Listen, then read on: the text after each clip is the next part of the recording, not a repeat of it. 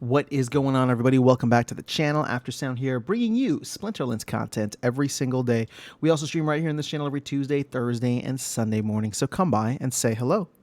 All right, guys, I wanted to talk about how many players does Splinterlands need in order for it to be successful. And maybe that's too speculative of a question, so we can always switch it to how many players can play the game at the most basic level. And when I talk about most basic level, I'm not including bronze, because I don't believe that bronze is really, like, bronze is like just an extension of novice. I feel if you want to play this game, actually have substantial earnings and learn the meta, be able to play and compete in tournaments, it's going to be silver, right? Silver is going to be the baseline. Gold is like that weird middle child, and then of course you have max level decks and diamond and above. So taking that, we know that in order to earn the 10x reward multiplier, which is, right, at least for those of us who have been here all along, 10x is what we used to earn. Maybe for people coming in who are new, that's going to be different for them, and they won't have that kind of emotional baggage tied to the 10x and feel like they need to get the 10x multiplier. But either way, 10x is going to be where it was, and therefore people who are coming in or who have been around will all be trying to get to the 10x multiplier. Well, let's see how this shakes out, considering how much SPS we have in the ecosystem. Now, first thing, I'm gonna start all the way at the top and then work my way down. So we have 2.9 billion SPS that are currently that's currently considered the total maximum supply. Right, we've burned about 62 million from the node licenses and another 3.3 million from DEC. And again, this is, you know, the flywheel hasn't technically started, but people have been burning SPS for DEC for some reason. So we thank you for your sacrifice. So if I just do this 2,933,982,876 divided by, I don't remember the exact number, so I'm just going to go with 11,000. You can see here that we have 266,000 accounts. So let's say 267,000 accounts that can play at the silver level, assuming everyone has 11,000 SPS staked, and that all 2.9 billion SPS ends up being staked. So this stands out to me because we used to have 266,000 people who were in, or 266,000 accounts that were actively playing and earning rewards from this game. And that is no longer the case. I mean, we've dropped down more than 80% from that number. I think we're less than 50,000 now on the weekly average over the past 7 days. So the fact that, you know, we were doing that at some point, and it just shows how much growth there can be, but it's not that much. I mean, this is what I'm talking about. If we're starting all the way at the top and people are just like, man, I can't wait until there's like 10 million people playing this game. It's like, well, 10 million people can play this game, but 10 million people can't necessarily earn in this game. And I'm saying that not as a bad thing. I actually think that that's a really, really good thing, because if SPS does what we all want it to do, and that is to go to the freaking moon, and let's get crazy here, $1, $2, $10, whatever you want to throw out there. None of those are price predictions, but it's just like, if it does end up going to crazy new heights, then the thing is, people will come in and not play at silver with a full stake, right? They'll come in and just get whatever they can get because they'll want to earn SPS, even if it's just a fraction of an SPS at that point in time.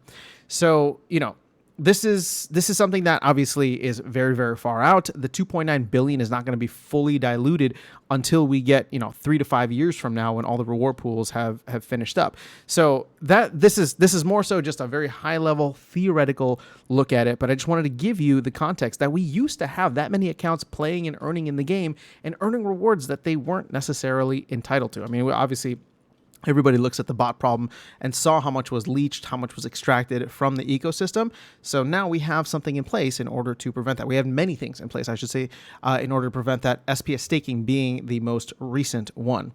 So let's scale this down now.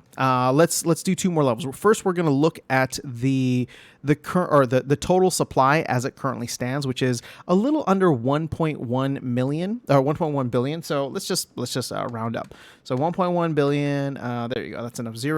We divide this by the 11,000, and boom, we are down to 100,000 accounts that can play and earn the max amount, or not the max amount, but the 10x multiplier in silver.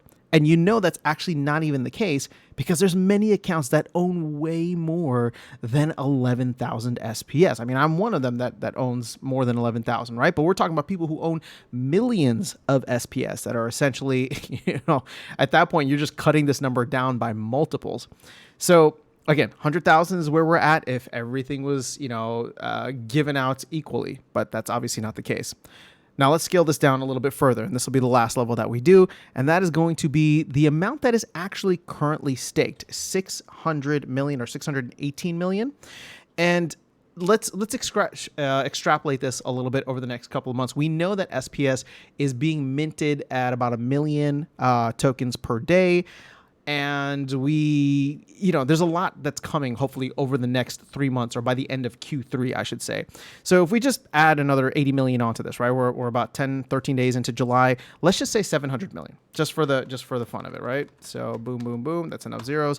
Divide that by the 11,000. This is by the end of Q3, by the way, which we're hoping we get tower defense, land, all that. And I'll get to that in a second.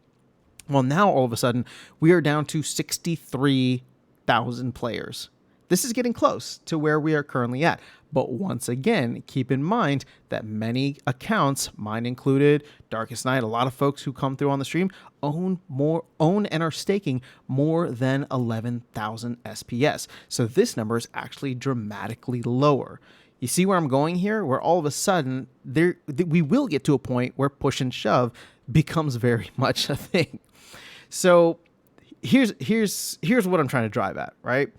63,000 people can play in silver if it was just like, a communist thing where everybody just got 11 million or 11,000 SPS. Obviously, that's not the case. So it's even less than that. And we have a very, small or very few accounts that are earning the maximum amount or the 10x multiplier in champion, the 10x multiplier in diamond, the 10x multiplier in gold. And that's probably the same for silver as well.